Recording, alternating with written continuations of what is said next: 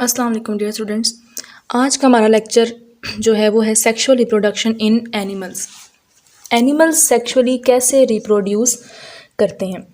Animal के अंदर भी वैसे ही प्लांट्स की तरह मेल और फीमेल गैमीट्स बनते हैं, जिनके ज़रिए इनकी फ्यूजन के ज़रिए फिर सेक्सुअली एनिमल्स क्या करते हैं, रिप्रोड्यूस करते हैं।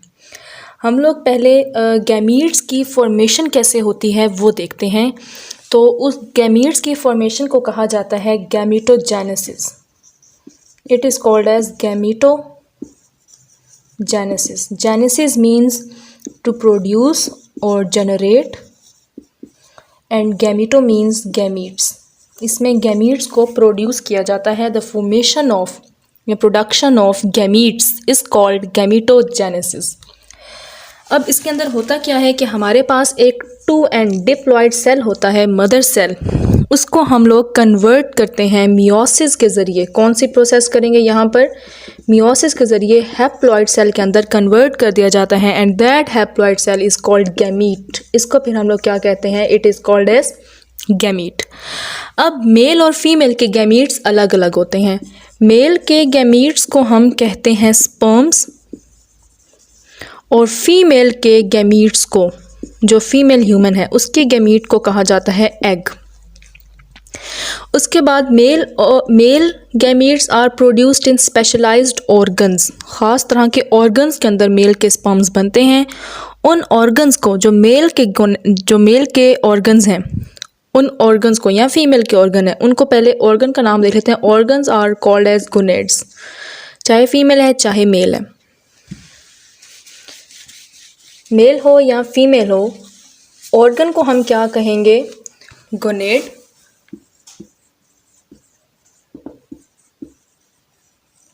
अब हमारे पास गोनेड जो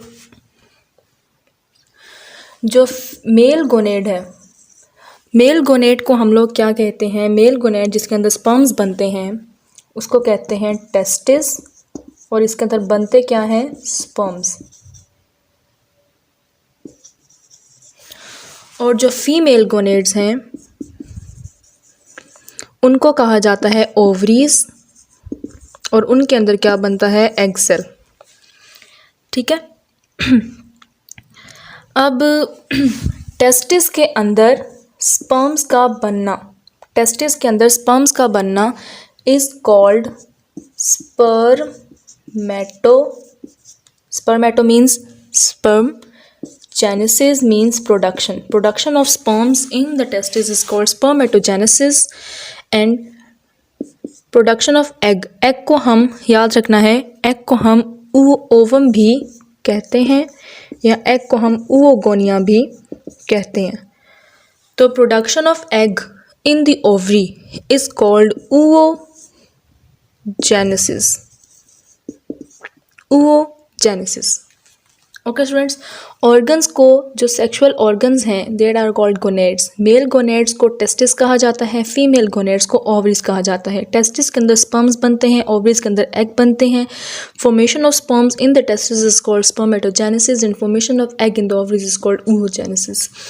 ये हमारे पास क्या है? Formation of gametes, that is gametogenesis. अब हम लोग पहले देखेंगे कि स्पर्मेटोजेनेसिस कैसे होती है, स्पर्म्स कैसे बनते हैं टेस्टिस के अंदर। फिर हम देखेंगे कि oogenesis कैसे होती है, मींस एग कैसे बनता है ओवरीज के अंदर। तो सबसे पहले टॉकिंग अबाउट द स्पर्मेटोजेनेसिस।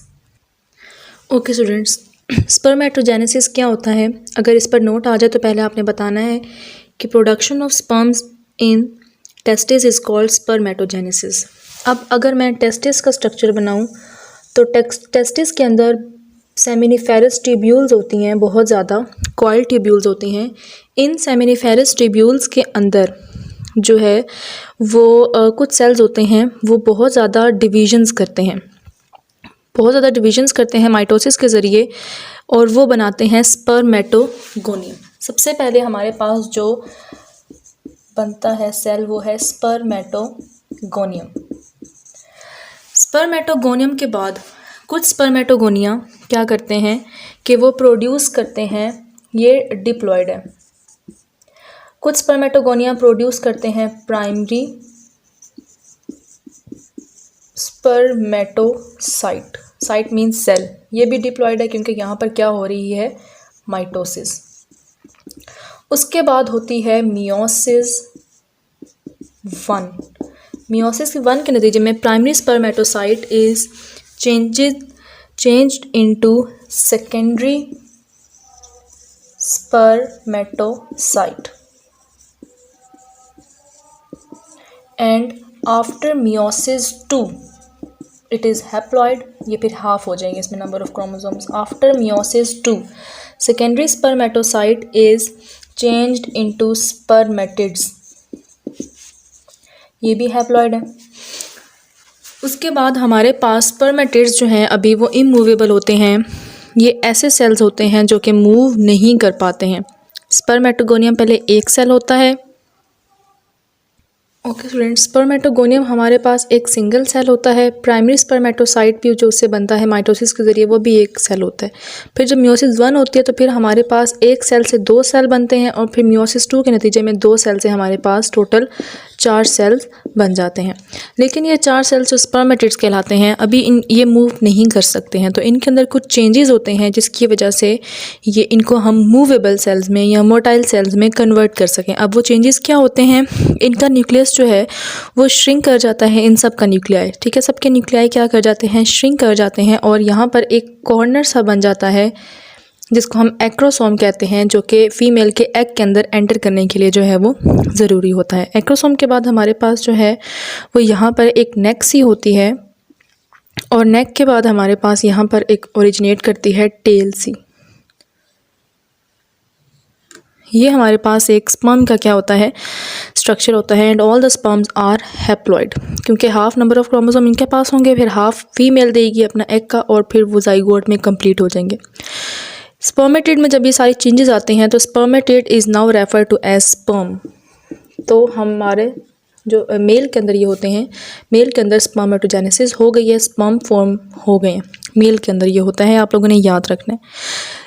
तो अगर हम इसको देखें, some cells present in the seminiferous tubules of testis, ये टेस्टिस हैं, उसकी क्या है, सेमिनिफेरस ट्यूब्यूल्स हैं।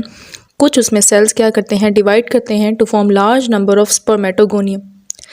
सम spermatogonia produce primary spermatocyte by mitosis. Each primary spermatocyte undergo meiosis 1 and produce 2 haploid secondary spermatocytes. These cells undergo meiosis 2. In this way, 4 haploid spermatids are produced from each spermatocyte. एक spermatocyte से 4 spermatids बन जाते हैं। The spermatids are non-motile, move नहीं कर सकते हैं, and many changes occur in them to convert them into motile cells. Now these cells which have head, acrosome and a corner called acrosome, head, tail, the neck and tail, this is referred as sperm. So formation of sperm has been achieved. Now oogenesis, which is the formation of egg. Okay students, talking from the definition, what is oogenesis? The formation of egg in the ovary is called oogenesis. Okay अब होता क्या है कि ovary के अंदर, हम ovary का structure अगर देखें, आप लोगों को नज़र आ रहा होगा, ओवरी के अंदर कुछ स्ट्रक्चर्स प्रिपेयर करता है ओवरी, उन स्ट्रक्चर्स को क्या कहते हैं, फॉलिकल्स। अब हायर क्लासेस में इंशाल्लाह इनके बारे में पढ़ लोगे। फॉलिकल के अंदर पैदा होते हैं डिप्लॉयड oogonia, जैसे वहाँ पर स्पर्मेटोगोनिया था, सिमिलरली यहाँ पर क्या है, oogonia विच आर डिप्लॉयड। उसके बाद oogonia माइटोसिस के ज़रिए जैसे वहाँ पर हुआ था, सिमिलरली वैसे यहाँ पर होगा। oogonia प्राइमरी oocyte बनाएगा which will also be diploid, ये भी क्या होगा, डिप्लॉयड। फिर प्राइमरी oocyte के अंदर होगी meiosis 1 and it will changed into secondary oocyte plus first polar body. अब यहाँ पर याद रखना है कि हमारे पास ये दोनों फंक्शनल नहीं है, सिर्फ ये फंक्शनल है, ये ख़त्म हो जाएगा। सेकेंडरी oocyte के अंदर फिर होगी meiosis 2 और इसके नतीजे में बनेंगे 2 और सेल्स, एक उनमें से होगा एग सेल और एक होगा सेकंड पोलर बॉडी, और वो भी क्या हो जाएगा, ख़त्म हो जाएगा।